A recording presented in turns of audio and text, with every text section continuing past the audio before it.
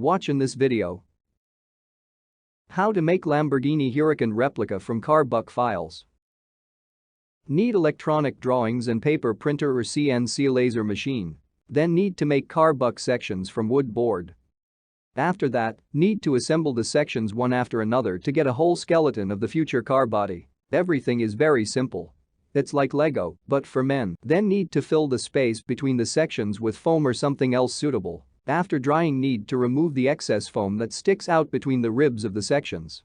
After that, need to cover the layout with putty in several layers. Then need to bring the surface of the layout to the ideal before working with fiberglass.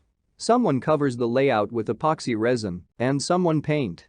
After preparing the surface of the layout to the ideal, work with resin and glass fiber is carried out to make a finished fiberglass body, future kit car. As a result, our client has a Lamborghini Huracan fiberglass body that can be installed on a suitable donor car or on a frame.